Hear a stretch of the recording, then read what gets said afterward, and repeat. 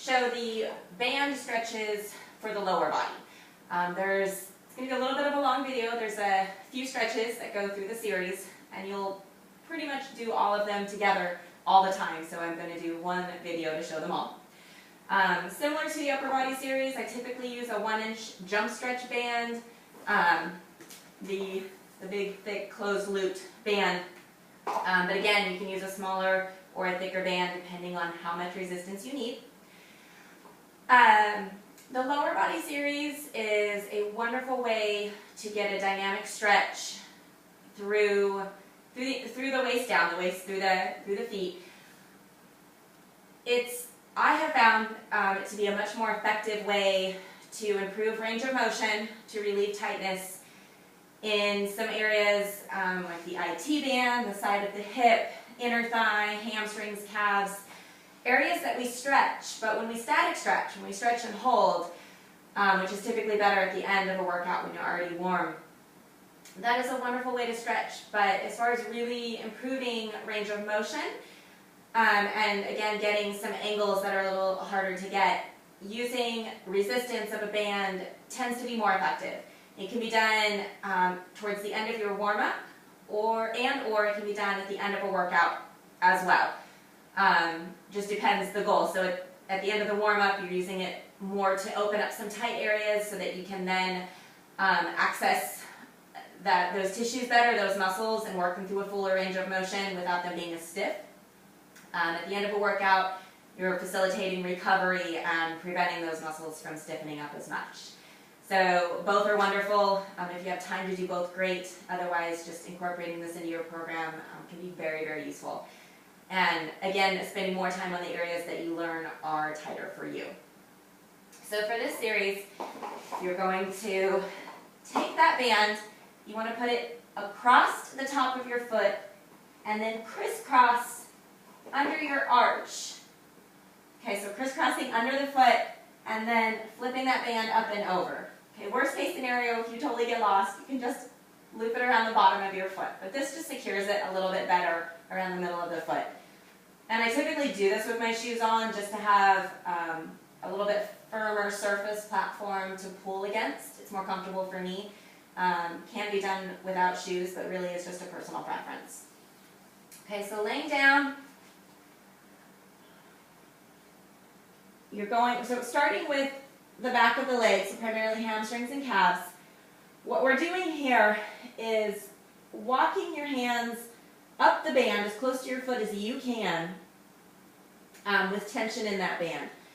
So again, we're trying to relax as much of the upper body as possible so you're not muscling this. Okay, so head is relaxed, shoulders are relaxed, arms are straight. Okay, we're isolating through the lower body, trying to keep the upper body relaxed. The other leg, the non-working leg, is straight as opposed to bent. Okay, so it's going to give you a deeper stretch on both sides. Okay, so again, if you've already watched the upper body series, I mentioned we are working and stretching. So we're working with the band, not against the band. The working part for the leg, you're going to first relax and bend the knee, and then you're going to work by straightening that leg and pushing up towards the ceiling against that band.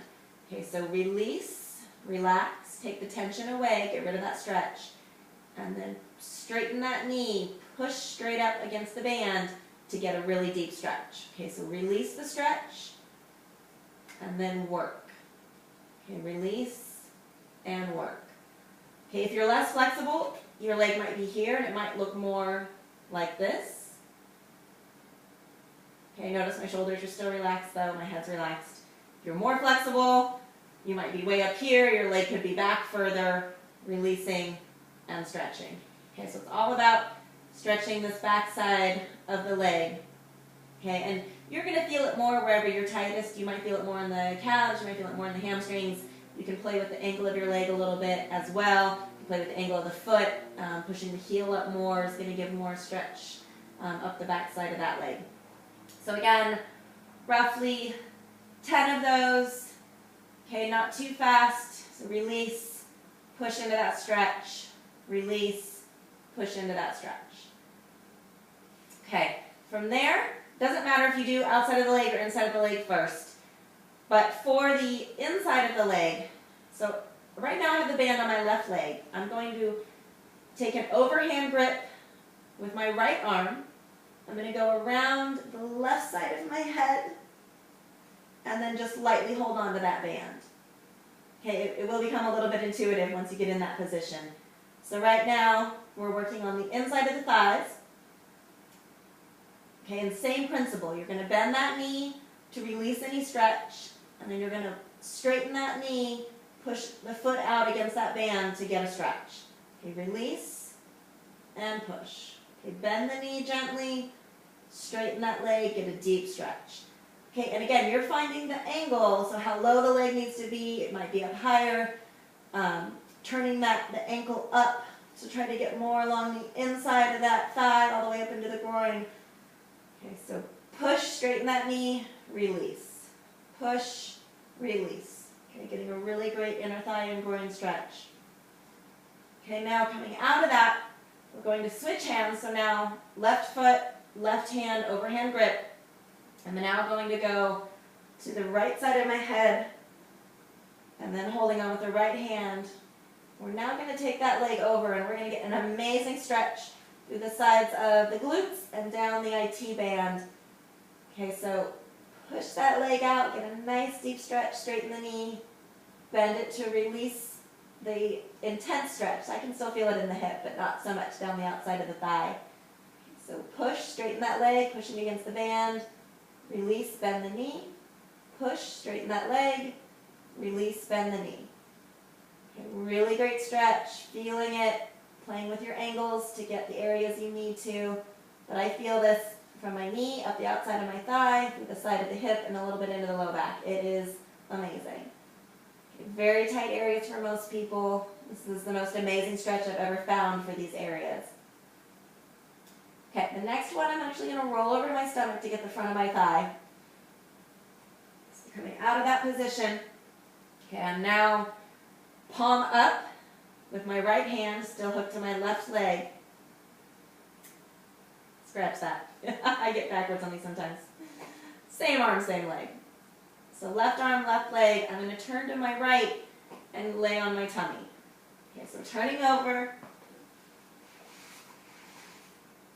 grabbing that band. Okay, so I'm now going to lift my foot up, lift that knee, and release. So I'm extending the arms just a little bit and lifting that leg straight up.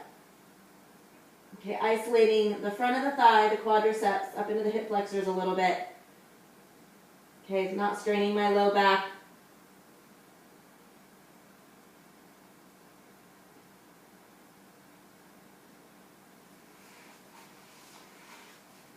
Okay, another one that you can do, that is the main series of stretches for the lower body, but another one that I'll do sometimes for the lower leg, the calf area when it's really tight, which for me it usually is. So same, looping around the foot. But this one, okay, so sitting up nice and tall, getting some tension in that band, pushing the heel out. And then you can help guide that foot, pulling it side to side. You can play again with the angle of that foot. But this can be a really nice stretch for that lower leg. And this can be done in that first position when you're lying on your back and stretching the hamstrings and calves. When you're up in the air, you can still just pull that foot side to side, do some circles, and just figure out how to get into some of these side areas of the calves that get really tight as well. And again, making sure you do both legs. This one just takes a little practice for positioning, but I find this one to be really useful and something that I encourage you to work into your routine.